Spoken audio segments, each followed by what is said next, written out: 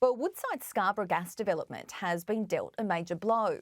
The Federal Court has ruled approval for part of the project in Western Australia should not have been given and was therefore invalid.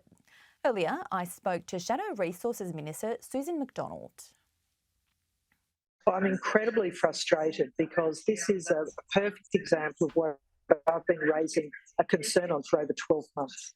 The government has absolutely known about this gap in the regulatory framework for NOPSEMA approvals, and it is devastating for Australians, Australian taxpayers, particularly the Western Australian taxpayers who have just had an important project again paused, a project that pays for the schools and hospitals and roads that we enjoy as a first world country right here in Australia.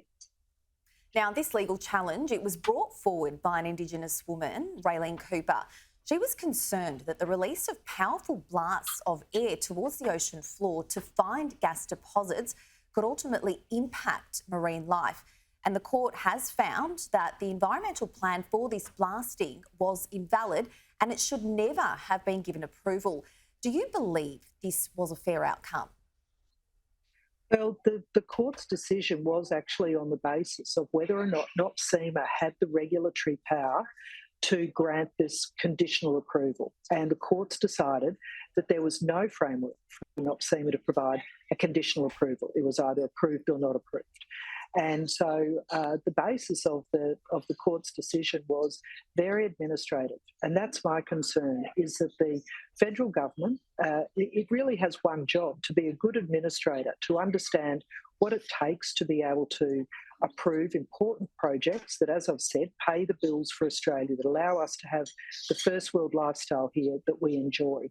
And what has happened is the court has shown up that this government, this federal Labor government, has failed to act on the massive gap in the approval process that was identified last year. Well, another concern, industry leaders, they're now warning of a big ripple effect on Australia's economy after this ruling, as well as Woodside's international reputation. Do you believe this will have a large impact?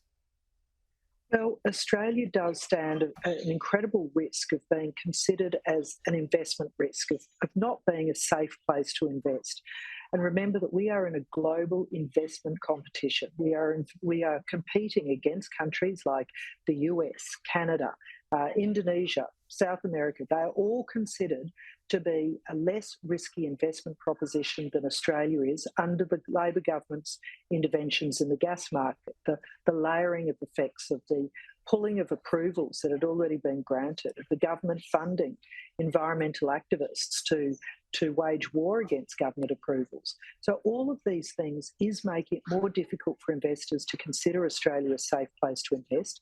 And this is bad for Australia because it is resource projects, and at the moment, iron ore, coal and gas, that are paying the bills. It is in large part company taxes, PAYG taxes, those economic contributions that allow us to have free healthcare, free medical, infrastructure projects, the NDIS. These resources projects in large part pay these bills for Australia. Without them and without future investments, Australians stand to risk losing the standard of living that we have enjoyed for a generation. Yes, absolutely. But on the flip side now, this case could pave the way for the development of clearer regulations and better communication between big corporations as well as traditional landowners. Would you agree? What an optimistic approach, and that is a fabulous thought. Unfortunately, this has been flagged for at least 12 months. The government has failed to take any further action on providing that sort of transparency and clear pathway for companies, for government regulatory approval agencies, as well as traditional owners and local communities to operate in. So, look, absolutely, perhaps this will be the final straw that means that the government will finally get to work, do the very simple administrative processes that they are required to do to ensure that Australia and Australians don't miss out because there is too much uncertainty around our regulatory approvals processes. Now, looking forward, what do court decisions like this do to Australia's global reputation as a place to invest? I know that you've touched on people investing in other countries, but do you think something like this would actually really dampen the process? Oh, no doubt that the combination of unclear government regulations, of the layering of effective legislation that's been introduced by Labor over the last 12 months, whether it be the gas market intervention, the mandatory code of conduct, the industrial relations legislation, in addition to these court decisions, are all things that mean that investors are looking at Australia as somewhere that is competing with other jurisdictions that is really leaning into making sure that they are an attractive proposition, whether it be providing incentives, whether it be providing clear regulatory guidelines, whether it be involving themselves with the sort of social licence side. So, all of those things is what Australia is competing against.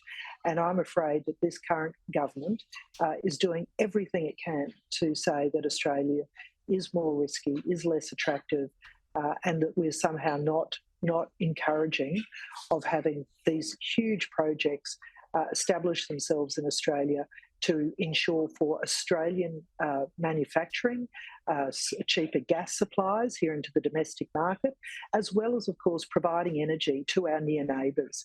Our allies, places like Japan and Korea, are relying on Australia to continue producing the high quality gas at the high standards that we do.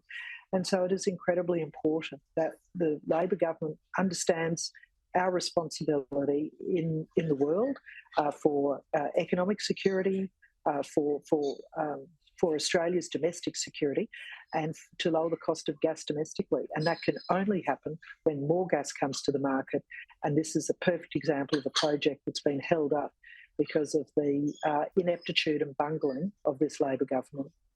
Susan McDonald, thank you so much for your time and your expert advice. Appreciate it. Thank you.